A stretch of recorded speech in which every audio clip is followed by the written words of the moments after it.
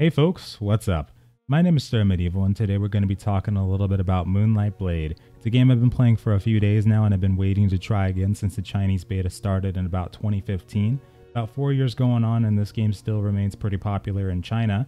There's a lot of things to go over when it comes to this game and a lot of things to experience. I haven't experienced all of them yet, but I'll do the best that I can with giving an impression because I'm still working my way up in the levels. But this game entirely is very comparable to ones like Age of Wushu, for instance, Swordsman Online, Long, which is an older one, but games like that, Nine Dragons way back when as well, very comparable to ones like that. Martial arts-based kinds of MMOs that usually have classes that range from anything from a beggar, which is one that I did play in this one as well, and in Age of Wushu. Also, you usually see classes like EMEI, WUDANG, and especially TANG in these types of games as well, and Shaolin in some cases too. These games are really action-packed and they do have a different feel to them than regular MMOs. I've always felt that these ones just seem more peaceful and laid back. Even when you're on the hardcore grind, it seems like it just seems like they're easier to work with at times and less stressful overall. This one so far, I've seen that you can do quite a bit with the character customization, especially the facial structure and things like that. The eyes, the hair, a lot of things are changeable in this one. It might not have as many hairstyle choices as other games, but from what I've seen, it looks like they do have enough to kind of hold people over for sure. In terms of the game itself, monetization-wise, it is free to play in these regions right now. However, there were some rumors that this game has gone pay to win since it first started. I haven't really been paying attention to the cash shop, or let alone looking at the cash shop.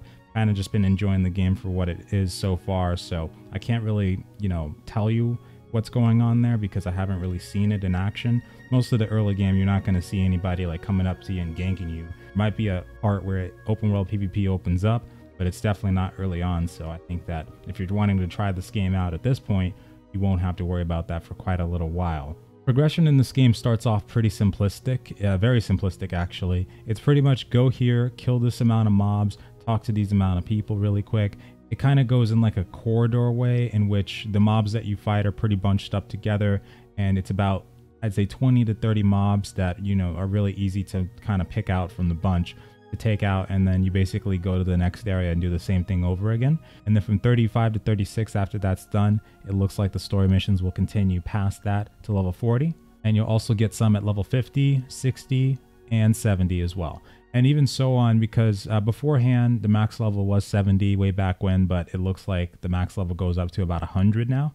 So there's definitely been some expansion since then. I've even seen people doing things like raids in game, and that seems to be pretty fun so far. And in terms of the actual game itself, like the features, for instance, you may have noticed that I mentioned Age of Wushu, and in that game, there was a thing where mechanic-wise, to gain experience and to gain certain things, from what I remember, you did have to meditate at a school, which was basically your class zone, which you weren't restricted to, but like for instance, a royal guard or a beggar would have their own location where people from their class specifically would be in most of the time. The guards would be very theme-based around that class, same thing with the area design itself. All kinds of things related to that area would say beggar or wudang or royal guard. Also in Age of Wushu, of course, you did have to meditate from time to time to get certain things progressed. And it's the same in this game as well. There is a class area for this game in terms of where you can go to meditate and do other things very similar. In Age of Wushu, there was this thing called school wars where you were able to actually assault and defend schools, to where if people stole your quote-unquote scrolls, they could steal your skills from you. And not steal necessarily, but obtain your class's skills for their own. So you could essentially add skills onto your own by doing this method. And there was also different mechanics for like going rebel and eunuch as well, but we won't get into that right now exactly. In terms of caravans, it does look like there is a caravan system in this game for attacking or escorting ones, and it does seem like this is a good way of farming money as well. Professions in this game are pretty simplistic as well. There's about several of them, but I don't know what they are just yet. I haven't really seen them too much. I wouldn't really know what to look for, to be honest with you. Crafting is a thing in this game though as well. And something I actually didn't notice early on is that you can actually duel NPCs for stat bonuses. I didn't realize what was happening at first, but then later on when I went back and started doing it again during a side quest, it looked like it was actually working properly,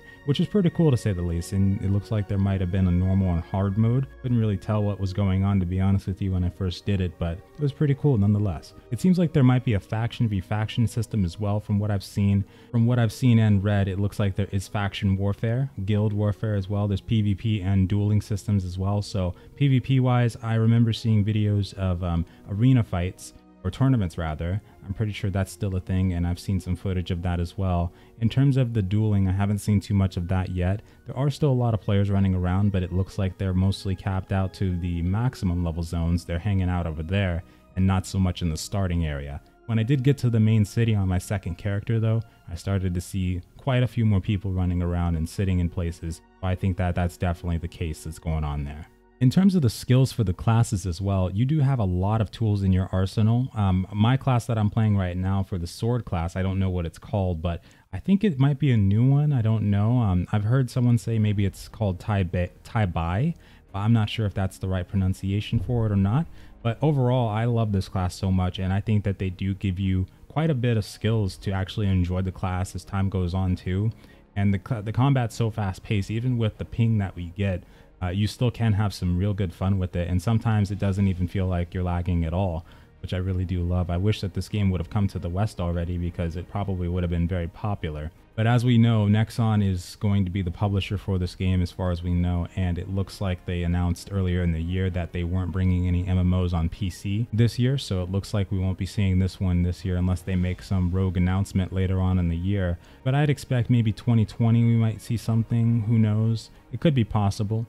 But we'll have to check out and see what happens there. There also seems to be player housing as well as custom faction / guild halls, which is a pretty cool system I haven't gotten to yet. Open world PvP I have heard about, and even a bounty system like very similar to Age of Wushu as well, but I have no idea when it does start.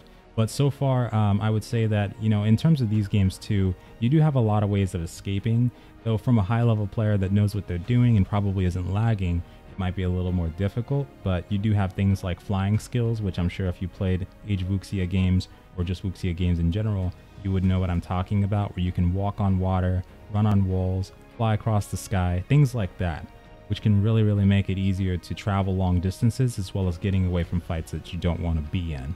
I also know that there are instances and dungeons, however I haven't seen too many just yet.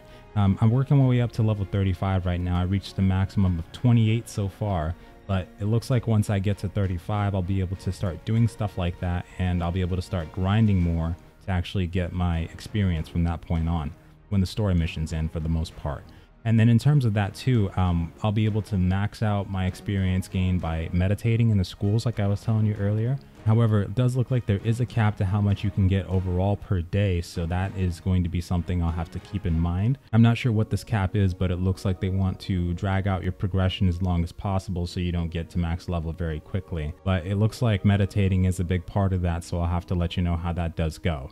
So far though, it's not too difficult to really understand how it works. You can, even though it's in the Chinese language, you can catch on pretty fast. The classes seem to be pretty cool as well. They have a couple of the new ones that they've added since then, and I don't know what they're called exactly, but the ones that I've recognized, of course, is Beggar, which is the fist class now, as well as Xin Wei, I believe, which is the spear and longbow class.